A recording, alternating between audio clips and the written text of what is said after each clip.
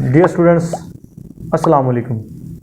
मैं हूं Mohammad Zahid Iqbal, advocate, your law teacher, और आप देख रहे हैं पाक लीगल स्टडीज़। आज का lecture LLB part 1 philosophy of law और LLB पार्ट 2 ज्यूरिस्प्रूडेंस इन स्टूडेंट्स के लिए बहुत इंपॉर्टेंट है। जो LLB पार्ट 1 में हैं वो फ़िलासफ़ी ऑफ लॉ पढ़ रहे हैं, या जो LLB पार्ट 2 में हैं ये ज्यूरिस्प्रूडेंस जो पढ़ रहे हैं, उन लोगों के लिए आज का लेक्चर बहुत ही इंपॉर्टेंट है। आज जो हम डिस्कस करने जा रहे हैं काइंड्स ऑफ लॉ। ये लॉ की काइंड्स क्या हैं, ये LLB part 1 philosophy of law और LLB पार्ट 2 में ज्यूरिस्प्रूडेंस वाले जो स्टूडेंट्स के लिए ये बड़ा इंपॉर्टेंट टॉपिक्स हैं। ये सबसे पहली जो काइंड है इम्पेरेटिव लॉ। इम्पेरेटिव लॉ क्या है? इम्पेरेटिव का मतलब है कि कोई आपको ऑर्डर दे रहा है, हुक्म दे रहा है कि ज़बरदस्ती आपसे नाफिज आपके ऊपर कोई चीज़ इम्प्लीमेंट कर दी गई है। इम्पेरेटिव लॉ में क्या होता है? इम्पेरेटिव लॉ की जो सबसे बड़ी उसका जो चीफ एडवोकेट है, यानी चीफ एडवोकेट का मतलब जिसने ये इम्पेरेटिव थ्योरी पेश की, वो ऑस्टिन है। ऑस्टिन की इम्पेरेटिव थ्योरी ऑफ लॉ बड़ी इंपॉर्टेंट है, वो भी हम आगे जाके पढ़ेंगे। इम्पेरेटिव लॉ में क्या है कि कोई बंदा आप पे ऑर्डर दे के आपसे वो काम करवा रहा है, अगर आप वो नहीं करेंगे तो आपको सज़ा मिलेगी। यानी कोई सोवरेन पावर जो आपके ऊपर इम्प्लीमेंट कर रही है ऑर्डर, और अगर वो आप फॉलो करेंगे तो ठीक है, अगर फॉलो नहीं करेंगे तो वो आपको सज़ा भी भुगतनी पड़ सकती है। उसके बाद है फिज़िकल और साइंटिफिक लॉ। फिज़िकल लॉज क्या हैं, साइंटिफिक लॉ क्या हैं कि जो कुदरत के जो बनाए हुए रूल्स हैं, natural laws. An example of physical law is law of tides. जो लॉ ऑफ टाइड्स है, यानी उतार चढ़ाव, यानी मद्दो जज़र भी उसको उर्दू में कहते हैं, वो लॉ है, वो फिजिकल या साइंटिफिक लॉ कहलाता है। ये इंसान की क्रिएशन नहीं, ये कुदरत की तरफ से डिवाइन जो है चीज़ें हमारे ऊपर वो में मिली हैं। यानी कि जो भी कुदरत के कानून हैं, जो भी चीज़ें हैं, कुदरत का निज़ाम चल रहा है, वो फिज़िकल और साइंटिफिक लॉ के तहत चल रहा है। उसके बाद है नेचुरल लॉ और मॉरल लॉ। देखिए नेचुरल जस्टिस जो है वो नेचुरल लॉ की बेहतरीन एग्जांपल है कि जो देखें उसमें हर बंदे ने अपने राइटफुल एक्शन का उसमें आप रॉन्ग का जवाब देना है। जो सही है को सही के मुताबिक बदला मिलेगा और गलत को गलत के मुताबिक, यानी डिवाइन लॉ भी इसको आप कह सकते हैं कि डिवाइन जो नेचुरल लॉ को क्या है कि आपके साथ कोई नाइंसाफ़ी नहीं हो सकती। नेचुरल जस्टिस के ख़िलाफ़ कोई बात नहीं जा सकती। जो कुदरत जो कहती है कि जैसे आपने रिलीजियस बुक्स में पढ़ा होगा कि ये आँख के बदले आँख, कान के बदले कान, कि के कुदरत ने हमारे ऊपर ये चीज़ें फ़र्ज़ कर दी हैं, ये नाफिज कर दी हैं कि कहीं ये नाइंसाफ़ी नहीं हो सकती, किसी को बग़ैर सुने सज़ा नहीं दी जा सकती। ठीक है, तो ये सारी चीज़ें नेचुरल लॉ में आती हैं या मॉरल लॉ में आती हैं। आगे कन्वेंशनल लॉ।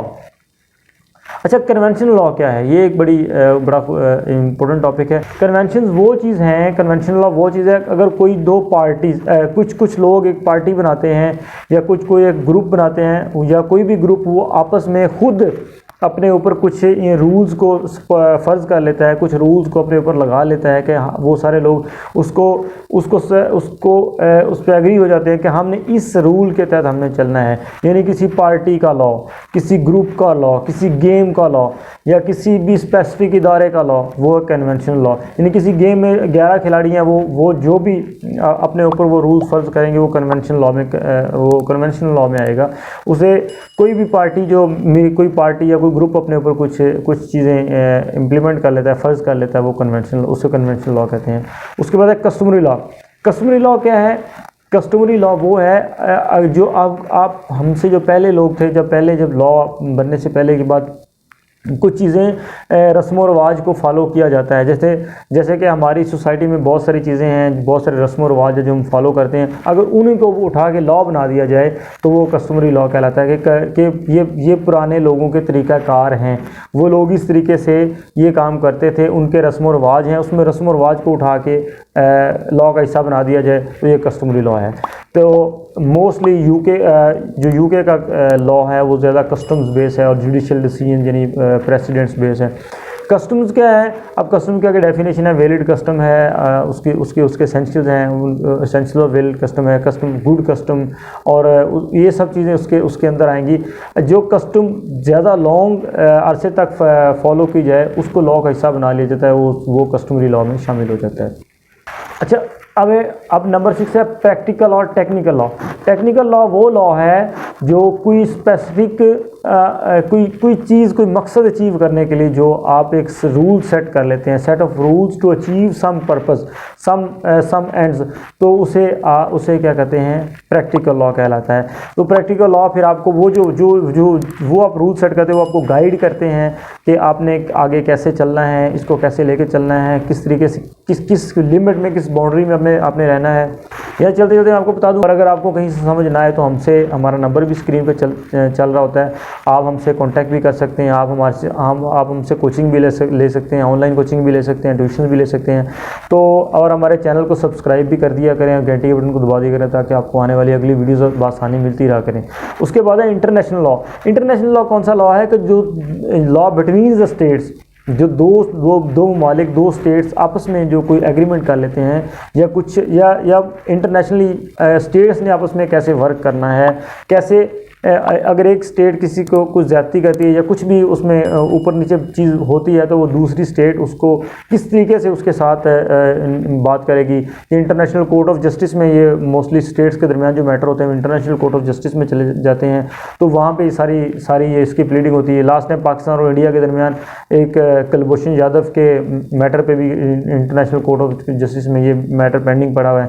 तो उसके बाद सिविल लॉ। सिविल लॉ क्या है कि जो मैटर्स ऑफ इंडिविजुअल सिटीजन्स के मैटर आपस में जो मैटर्स होते हैं अदर देन क्रिमिनल में तो वो है ना, अगर वो आपको इंजर्ड कर देता है या कोई अगर आपकी जान को नुकसान पहुंचाता है तो वो फिर स्टेट इन्वॉल्व हो जाती है। तो स्टेट क्या करती है, स्टेट आपके खिलाफ FIR कटवाती है। आप देखते हैं ना, FIR वर्सेस स्टेट होती है कि उसने स्टेट के लॉ को तोड़ा है। अगर आप बेल के केसेस में या दूसरे केसेस में, बेल के केसेस में वर्सेस स्टेट होता है, या और जो ट्रायल आता है स्टेट वर्सेस जो भी अक्यूज होता है उसके खिलाफ होता है।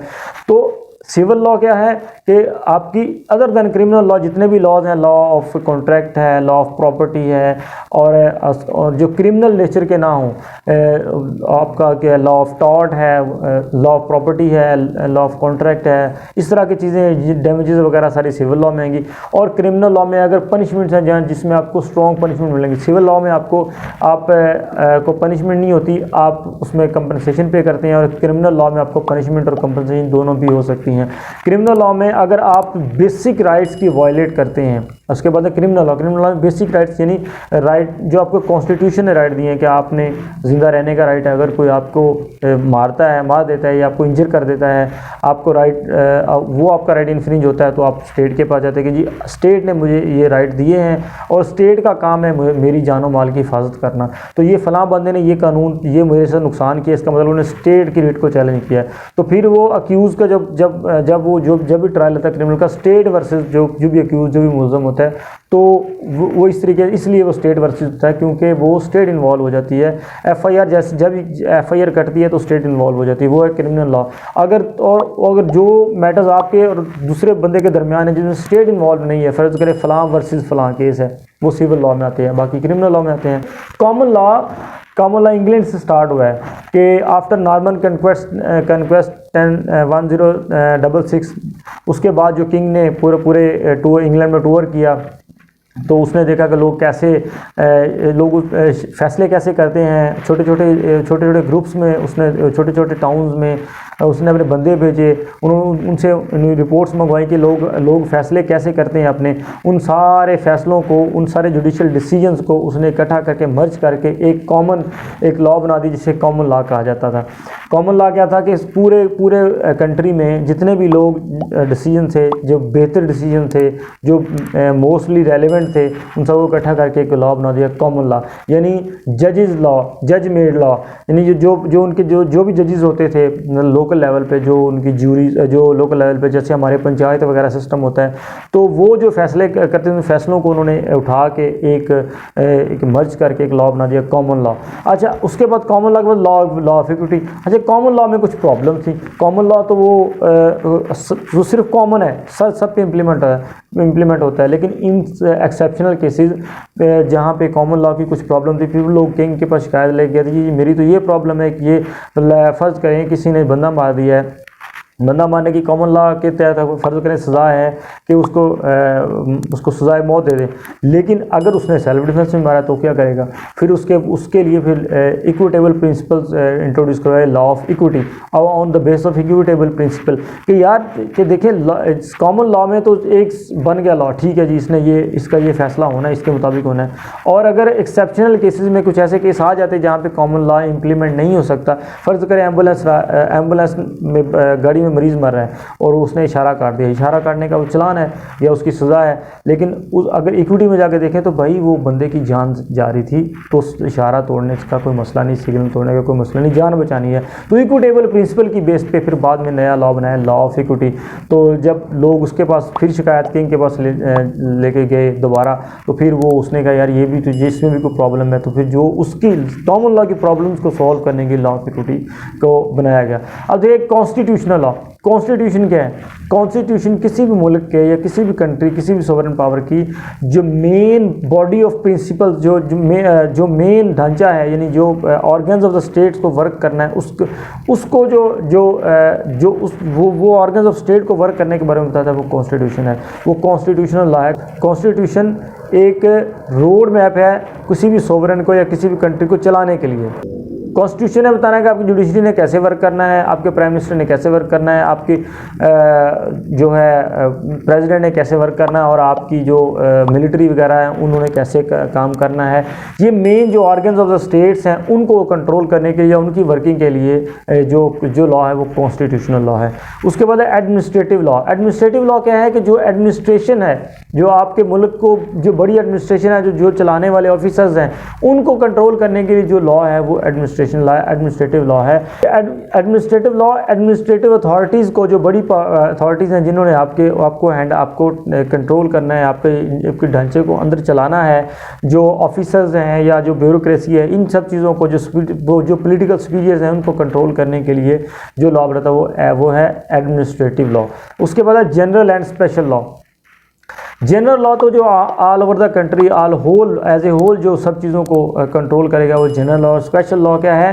स्पेशल लॉज क्या हैं जो स्पेसिफिक ग्रुप्स के लिए या स्पेसिफिक एरिया के लिए या किसी भी स्पेसिफिक मैटर के लिए जो बनाया जाता है लॉ, उसे स्पेशल लॉ कहते हैं। अब स्पेशल लॉ की भी कुछ अब आगे फर्दर सब टाइप्स हैं। उसकी पहली टाइप है लोकल लॉ।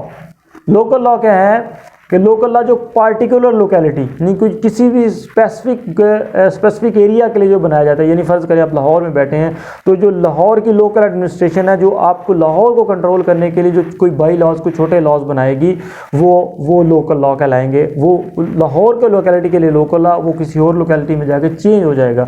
बेसिकली ये इसे कहते हैं सबॉर्डिनेट लेजिस्लेशन, या ये अथॉरिटी, फर्स्ट अथॉरिटी आपको पावर दे देती है कि आप लॉ अपने हिसाब से बना लें। उसके बाद है फॉरेन लॉ। फॉरेन लॉ के फॉरेन अथॉरिटीज़ के लिए जो आपके ऊपर बाहर के कंट्रीज़ की अथॉरिटी जो आपके यहाँ पे काम कर रही हैं उनको उसके तहत जो उस लॉ के तहत उनको उनके राइट्स एंड ड्यूटीज़ जो हैं बाहर के लोगों के आपके मुल्क में जो काम करें वो किसके तहत वो मैनेज होंगे, वो फॉरेन लॉ के तहत मैनेज होंगे। और उसके बाद है कन्वेंशनल लॉ। कन्वेंशनल लॉ मैं आपको बता चुका हूँ। कन्वेंशनल लॉ स्पेशल लॉ की भी एक टाइप है, यानी कि ये ख़ास ग्रुप, कोई छोटा सा ग्रुप, कोई क्रिकेट क्लब, कोई पार्टी, कोई कॉलेज, कोई स्कूल, कोई यूनिवर्सिटी अपने लिए के छोटा लॉ बना लेते हैं, अपने लिए कुछ सेट ऑफ रूल्स बना लेते हैं कि हमने इस के तहत अमल करना है, वो उससे कन्वेंशनल लॉ कहते हैं। उसके बाद ऑटोनॉमिक लॉ। ऑटोनॉमिक लॉ क्या है? और यानी ऑटोनमस बॉडीज़, कॉरपोरेशन, वो बॉडीज़ जो खुद मुख्तार हैं आपके कंट्री में, किसी मुल्क में कोई ऐसी खुद मुख्तार इदारे, यानी जो उनके अपने रूल्स हैं। फ़र्ज़ करें कि आपके मुल्क के अंदर कोई, फ़र्ज़ करें आपका स्टेट बैंक ऑफ पाकिस्तान है या कोई भी आपका सेंट्रल बैंक है, वो उसके जो अपने रूल्स और रेगुलेशंस होंगे वो ऑटोनमस लॉ में आएंगे। या कोई भी कंपनी वो या कोई भी ऐसा इदारा जो गवर्नमेंट के अंडर तो होगा लेकिन उसके रूल्स एंड रेगुलेशंस के अपने होंगे, गवर्नमेंट के रूल फॉलो नहीं करेगा, उसे कहते हैं ऑटोनमस लॉ। वो जो रूल्स एंड रेगुलेशंस हैं वो ऑटोनमस लॉ में आते हैं। उसके बाद मार्शल लॉ वही जो सबको पता है कि जो मिलिट्री की तरफ से आपके ऊपर इम्प्लीमेंट जो लॉज इम्प्लीमेंट किए जाते हैं, कॉन्स्टिट्यूशन को एक साइड पे रख के जो मिलिट्री अपनी चीज़ें पे अपना लॉ बनाते हैं, मार्शल लॉ कहते हैं। उसके बाद प्राइज़ लॉ, इंटरनेशनली तौर पे जब प्राइस डिस्ट्रीब्यूशन होते हैं तो प्राइज़ लॉ उस पर प्राइज़ लॉ इम्प्लीमेंट होता है, कोई और चीज़ उस पर इम्प्लीमेंट नहीं होती। वो प्राइस कोड्स अलग होती हैं कि उसमें कोई 2 नंबरी करता है, तो वो प्राइस लॉ जो वो रूल्स जो उन चीज़ों को रेगुलेट करते हैं, मैनेज करते हैं, उसे प्राइस लॉ कहलाते हैं। और मर्केंटाइल लॉ क्या, ये बेसिकली बिजनेस की टर्म है, बिजनेस लॉ है, ये मर्चेंट से निकला है, यानी companies law, business transaction, contract की जो ट्रांजैक्शन हैं या जो पार्टनरशिप के जो ट्रांजैक्शन है मर्केंटाइल लॉ के तहत डील किए जाएंगे। तो व्यूअर्स, ये था आज का topic kinds of law. Kinds of law की आपको समझ आ गई होगी। ये पार्ट 1 फिलॉसफी ऑफ लॉ और पार्ट 2 ज्यूरिस्प्रूडेंस यानी इंग्लिश ज्यूरिस्प्रूडेंस, इन सब के स्टूडेंट्स के लिए ये बहुत इंपॉर्टेंट टॉपिक है।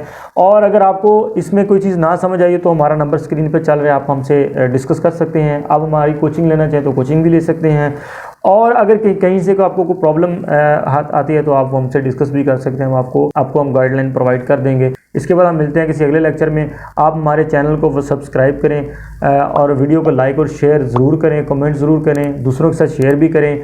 और अगर आपको कहीं से कोई प्रॉब्लम आती है तो आप हमारे साथ जो कोऑर्डिनेट कर सकते हैं, आप हमारे साथ कांटेक्ट कर सकते हैं और हमारे चैनल को सब्सक्राइब करें। और मिलते हैं किसी और टॉपिक के साथ, तब तक के लिए अल्लाह हाफ़िज़।